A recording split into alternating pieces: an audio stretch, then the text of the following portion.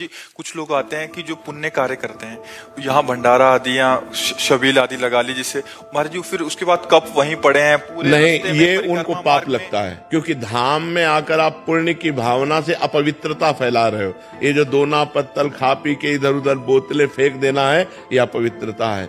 उनको ऐसी व्यवस्था करनी चाहिए कि वो सब चीजें एकत्रित करें और एकांत स्थल में जाके आग लगा दें या खोद के गाड़ दें या दूर ऐसा करें, धामों को अपवित्र न करें। अपवित्र करने से अगर वो समझते मैं पुण्य कर रहा हूं तो वो पाप कर रहे हैं, क्योंकि वो जूठा पत्तल एक भी संत के पैर में लग गया तो सारे पुण्य नष्ट हो जाएंगे। पाने वालों को भी चाहिए और पवाने वालों को भी चाहिए कि वो इस बात का ध्यान रखें कि भगवत धामों को अपवित्र न करें, भगवत धामों को गंदा न करें। कि जहां मन आया मसाला खा के थूक दिया, जहां मन आया दोना और पानी की बोतल, ऐसे प्लास्टिक, वो भगवत धाम है, वो अपनी गाड़ी में रख लो और कहीं एकांत में जाकर उनको हटा दो, वो बात अलग है। लेकिन धामों को, तीर्थों को अपवित्र न किया जाए। धाम में जब आए तो क्या कोई सेवा करनी चाहिए? सबसे पहली सेवा है कि आप धाम को गंदा मत करो, न इंद्रियों की विलासिता के द्वारा और न कोई बाहरी आचरण के द्वारा। और दूसरी सेवा यह है कि खूब नाम जप करो, धाम में आकर ग्रंथों का पाठ करो, एक दिन कम से कम एक दिन उपवास करो, और जिस तीर्थ में आए हो वहाँ तीर्थ की महिमा सुनो, उसके अनुसार वास करो, तो ये धाम की सेवा हो जाएगी, तुम्हारा मंगल हो जाएगा, तुम्हारा पवित्र हो जाएगा। हम कहते हैं, माइक से कहते हैं, विश्व में कोई ऐसा जादूगर पैदा हुआ हो,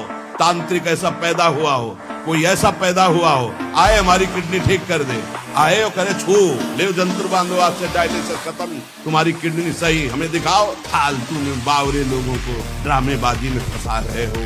ये जंतुर ले, ये राख ले, ये कपड़ा ले, ये कलावा ले, बांधो हमारे कलावा जंतुर, हमारी बुद्धि को बदल दो या हमारी किडनी को बदल दो, दो में जो ताकत हो बदल दो, और या हमारा अगर शरीर पर प्रभाव डाल दो तो हमारी किडनी को। बावरे अस्पताल बने, ये बावरे डॉक्टर, तुम्हारी बुद्धि काम नहीं कर रही कि तुम्हें खुला ड्रामा बनाया जाए।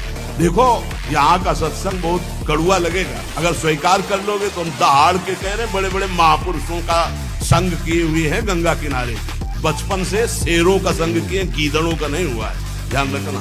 तो उसी के बल से हम तुम्हें दहाड़ करके बात कहते हैं। नहीं, अगर आपने किसी भी देवी देवता का निमित्त बनाकर पशु की हत्या की है तो उस हत्या का अपराध आपको भोगना पड़ेगा। कोई देवी देवता हत्या से प्रसन्न नहीं होते। देवी देवता प्रसन्न होते हैं कि हम फलों की बलि दें, हम उपवास करें, उनके लिए तप सहे, उनके लिए कष्ट सहे। अन्न का गला उतारने में, पशु पक्षियों को, अबोध जीवों को मारने में कौन सी देवी प्रसन्न हो जाएंगी? वो जगत जननी है, जगदम्बा है, अन्नपूर्णा है, विश्व का भरण पोषण करने वाली।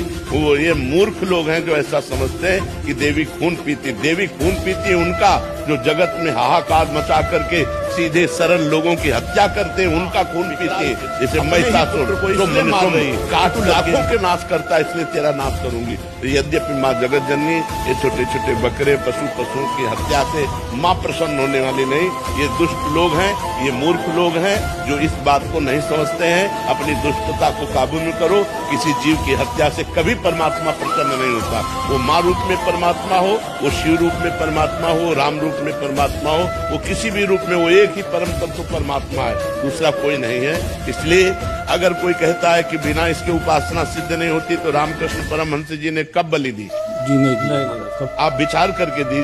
और साक्षात काली माँ उनसे बात करती थी। इनके जैसा कौन होगा? मतलब विश्व युगों में ऐसे महापुरुष प्रकट होते हैं और साक्षात्कार किया काली जी का, और कब किसी पशु की बलि चढ़ाई। तो ये मूर्ख लोग हैं जो ऐसा करते हैं।